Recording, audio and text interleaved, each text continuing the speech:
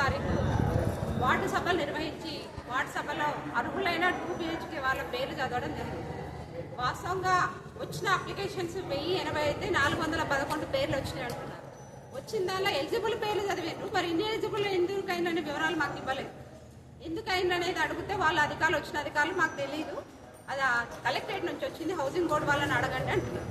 వాస్తవంగా ఈ ఇన్ఎలిజిబుల్ కానీ ఎలిజిబుల్ కానీ గతంలో కలెక్టర్ సత్యప్రసాద్ గారు వచ్చిన తర్వాత మళ్ళీ ఒకసారి అప్లికేషన్ చేసుకోమన్నారు మీ సేవ ద్వారా. అప్పుడు అప్లికేషన్ చేసుకున్న వాళ్ళు ఎంక్వైరీ చేసారు, వాళ్ళకి సంబంధించిన రిపోర్ట్ రాలేదు. ఇందులో రాలేదని ఇప్పుడు కలెక్టర్ గారిని అడిగితే మీరు ఇందులో ఎవరైనా అర్హులు ఉంటే చెప్పండి, వాళ్ళని మేము క్యాన్సిల్ చేస్తామంటారు. కానీ ఖచ్చితంగా ఎవరైతే అర్హులు ఉన్నారో వాళ్ళకి ఇవ్వాల్సిన బాధ్యత అధికారుల మీద కూడా ఉంది. 2 సార్లు ఎంక్వైరీ చేసిన తర్వాత కూడా వాళ్ళ పేర్లు రాలేదు అంటే ఆఫీసుల చుట్టూ ప్రతి ఒక్కరు జిరాక్స్లు పట్టుకొని ఆఫీసుల చుట్టూ తిరుగుతున్నారు. ఎందుకు ఇంత నిర్లక్ష్యంగా జవాబిస్తున్నారో అర్థం కావట్లేదు. ఇండ్లు లేకపోతే లేవని చెప్పి ప్రజలను మభ్యపెట్టి పక్కకు పెట్టేసేయండి, అది వేరే విషయం. కానీ వచ్చిన తర్వాత ఆఫీస్కి వచ్చి వాళ్ళు తిరిగి వెళ్ళిపోతా ఉన్నారు. తిరుగుతూ ఉంటే కూడా మీ అలా ఇండ్లు లేవు అంటే ఇండ్లు లేవని ఖచ్చితంగా మీరు చెప్పండి.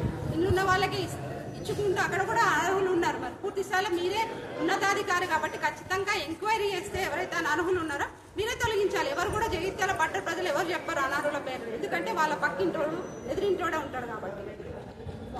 దీన్ని కంపల్సరీ సీరియస్గా తీసుకోవాలి. ఎందుకంటే ఇంతమంది అర్హులు ఇక్కడికి వచ్చి మాకు రాలేదు అని అడుగుతున్నారు. ఇంకా ఇట్లాంటి వాళ్ళు కేవలం 35 వార్డుకు సంబంధించిన ప్రజలే. ఇట్లాంటి ప్రజలు కొంత 100 మంది 1000 మంది వెళ్తారు. మళ్ళీ మొన్న రేషన్ కార్డ్స్ వచ్చినాయి, వాళ్ళు కూడా అర్హులు ఉన్నారు, వాళ్ళకు కూడా ఇవ్వాల్సిన బాధ్యత మన మీదనే ఉంది.